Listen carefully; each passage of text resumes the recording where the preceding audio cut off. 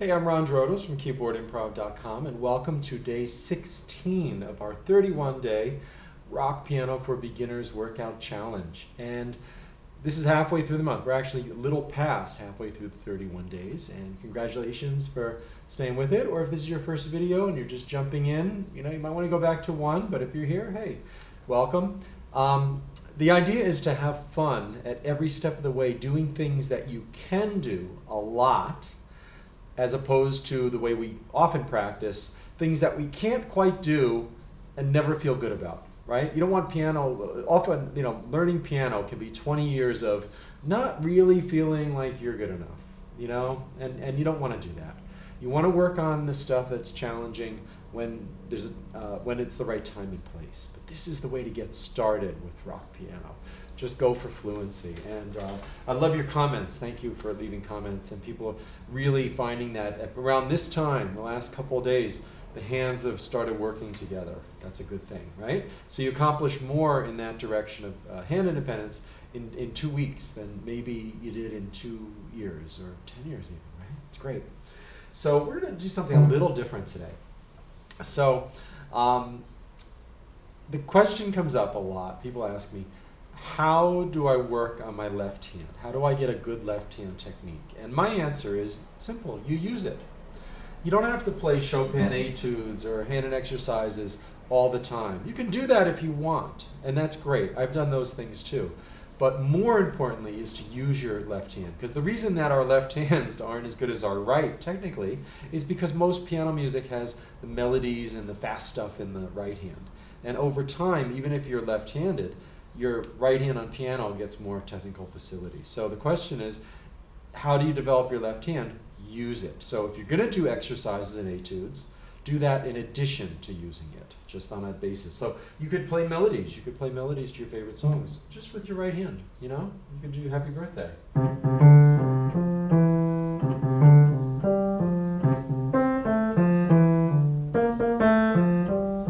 That's a good workout for your left hand. Do that for 20 minutes at a time, right? All right, so I'm going to set my timer for 20 minutes, right? There we go. And what we're going to do today is going to be only the left hand. And we're going to use the D blues scale. I'm going to lead you through some different ways to do it. The first one is to just repeat a D over and over again in any octave. One note, just one note. Just semi-legato, not quite staccato, but boom, it's a pulse, it's a heartbeat. Because most of us don't have a great sense of rhythm all the time. And so you're going to keep this. So pretend like you're in a rock band and somebody said, our bass player wasn't here today, so we need you to play keyboard bass. And this song just has a boom, boom. So I'm going to play over this, and you keep that steady beat. 1, 2, 3, 4.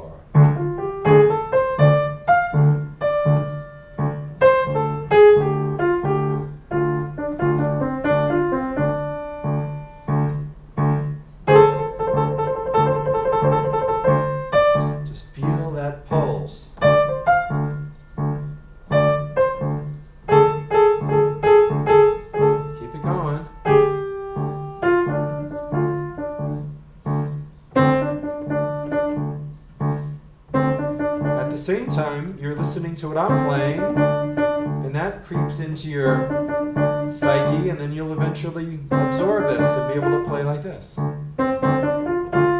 Like you're jamming with somebody, right?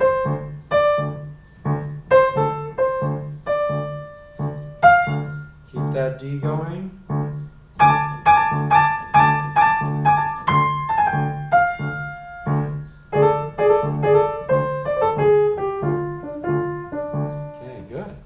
Now, we're going to keep a pulse going, more legato, and just do quarter notes, any notes in the blues scale. You can repeat a note a few times, you could just alternate between 2 notes. The idea is not to stop, you're just going to do quarter notes. If you've never done this before, it's going to feel a little strange at first, right? 1, 2, left hand.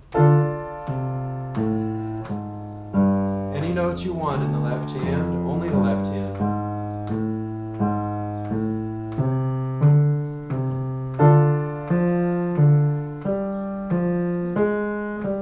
Oh, and don't worry about fingerings. I just played the A flat, I played with my thumb. And then I just slid right down to G for the next one. So it's okay if you play that A flat with your thumb sometimes. It just limits you. You can't really go higher. You have to cross awkwardly, but just come back down. All right? So you're going to do that while I keep a steady beat and improvise. 1, 2, 3, 4.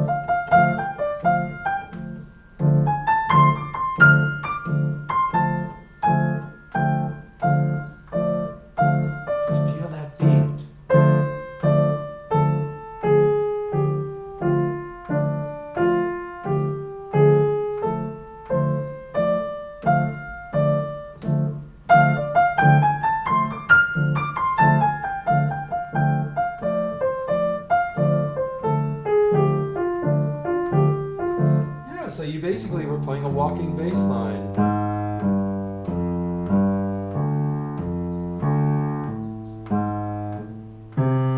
Which you do see in rock sometimes. Pink Floyd's Money has a walking bass line. The Beatles' Can't Buy Me Love. All those things have walking bass lines, just like in jazz. All right, so now we're going to go into more of the rock ballad feel, similar to what we did at the very beginning, like day, I don't know, 1, 2, and 3. But in D, so I'm going to play a D minor chord. Then I'm going to go to C for a measure.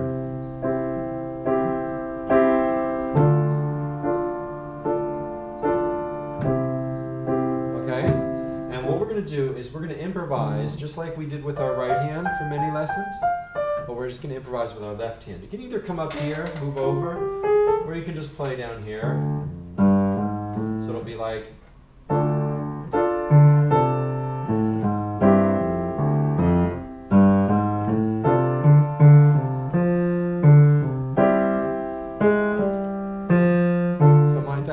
I'm just going to keep a beat going, and this is your thing today. 1, 2, left hand.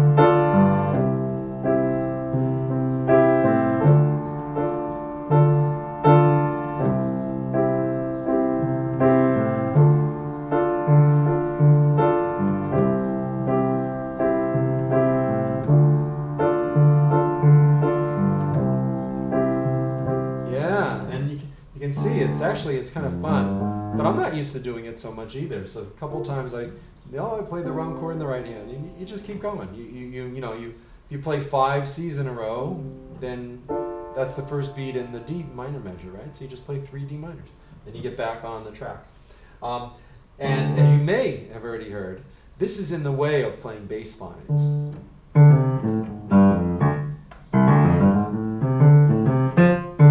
So you're already developing your left hand technique and preparing a way to learn bass lines eventually.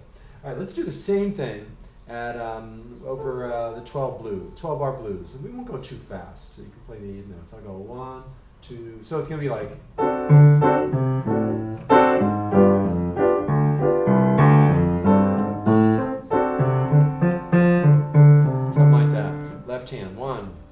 2. 1, 2, 3, 4.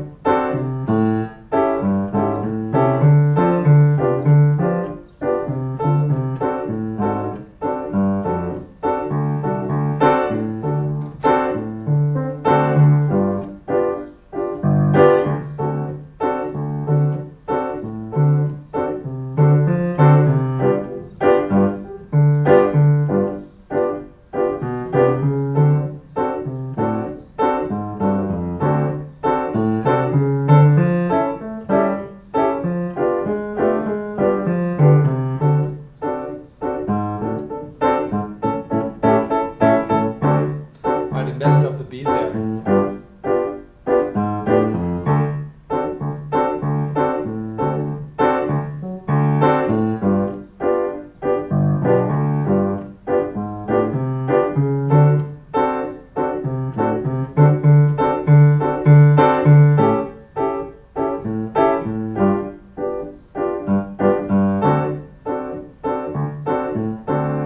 Good. So that's if you're going to improvise in your left hand, and we can come back to that. One thing I found myself doing that was kind of improvising a more complex bass line. This might be a little too much right now, so if it is, just keep doing what we just did. Or you can simplify it. So the idea would be, if you want to really simplify it, you just play the root of each chord. So remember, this is 4 measures of D, 2 of G, 2 of D, and then 1 of A, 1 of G, 2 of D. 12-bar blues. So we're just going to play the root in any rhythms. Then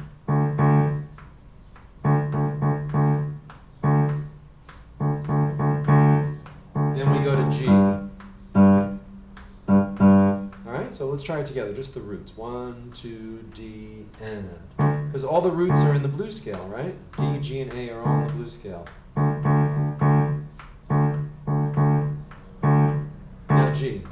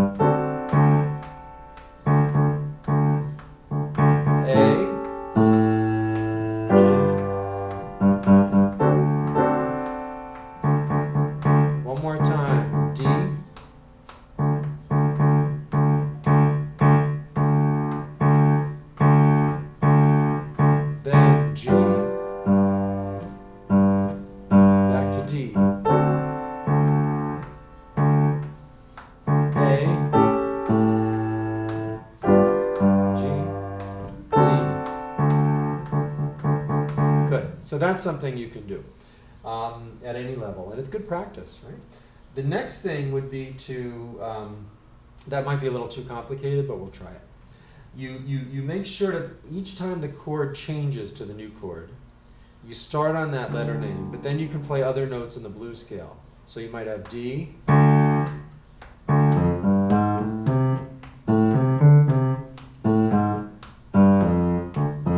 then G, D, then A, G, D. So you've either just said, oh, that's going to be fun, or oh my goodness, I can't do that. So you can either do, because remember, we're jamming on whatever level we're at. So, you know, this isn't the same thing as detailed study in a step-by-step way, which, you know, that's sort of after this, you know. After you get fluent, you'll be in a much better position to really dive into this stuff. But basically, this is the preliminary, and it's also the kind of approach that you'll always have, to use what you're learning till it's thoroughly assimilated. So you can either just stay with the roots, or you can just stay with the blues scale and not worry about the roots. or you can do both like this. 1, 2, starting on D, and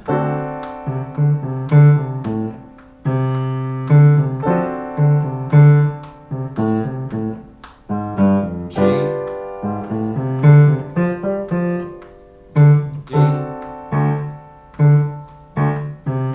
A, G,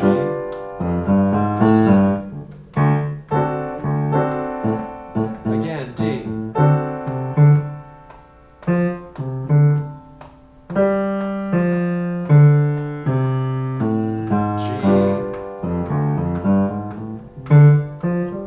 D, A,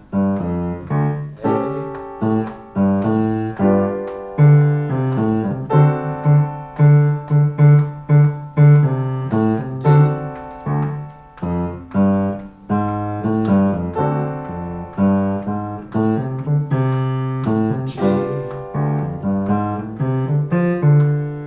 D, A.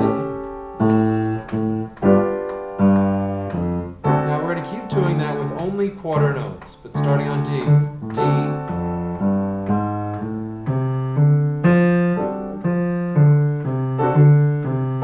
G, D, A, G.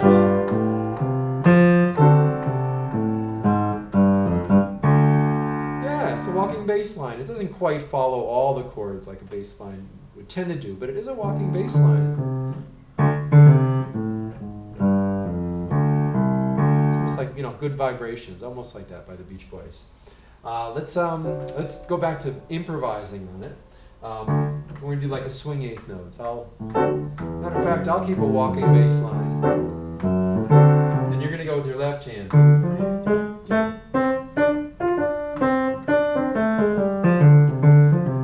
Or whatever you can do. This is strange at first. I practiced a lot, which is my left hand. 1, 2, 1, 2, 3, 4.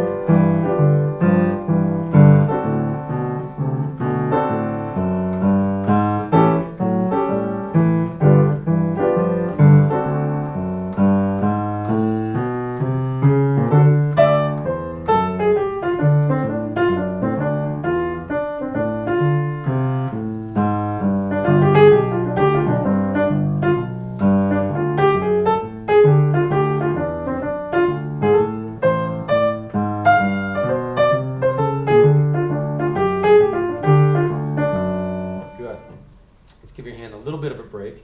We're going to trade fours, a little slower, straight eighth notes, 1 and 2 and 3 and 4 and 1, and we'll just do 4 measures each. Okay, 1, 2, I'll start.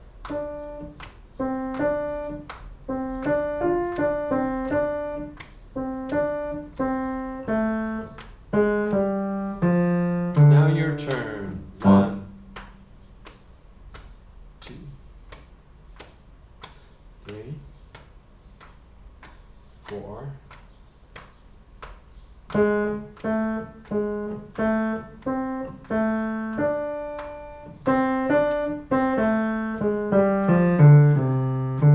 Your turn. 1,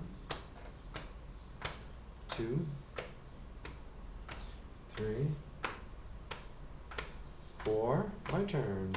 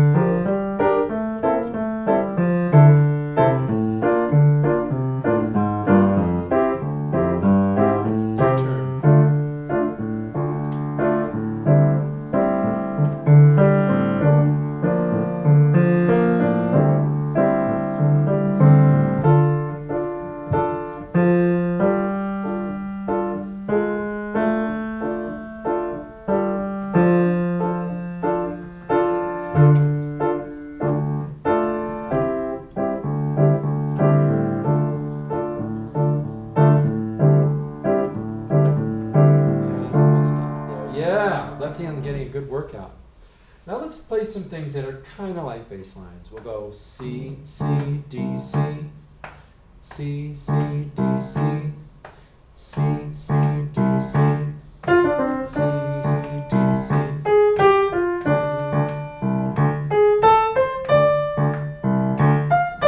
But today's just left hand. I know you're tempted.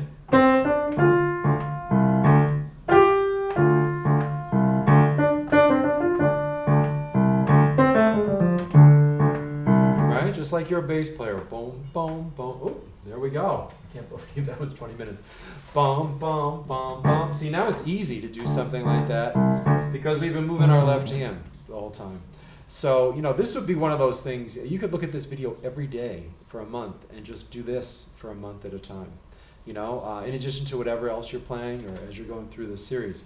And your left hand's going to be great within a month. It's really amazing. Just use it. You want to develop a good left hand, start by using it more. Playing melodies and doing things like this, improvising with it. It's also a good way to learn blues scales. If you want to learn like all 12 blues scales for 1 a week or something for 3 months, you could, again, living within the scale. I think I said that the other day. Someone reminded me in the comments. Living within the scale. This is living within the scale, so we just get to know it so well. It gets imprinted on the way sort of we think about music and our fingers move. So excellent. Thanks for being here. Good job sticking with this, right? This is what you do. You just jam, you jam, you jam, you jam, you jam, and you get more and more fluent. There's a few buttons you can click. I have a link to a video you may enjoy besides this. Some lessons at rock and blues at KeyboardImprov.com, my website, and also a subscribe button if you want to get notifications about these videos. Thank you, good luck, and I'll see you tomorrow.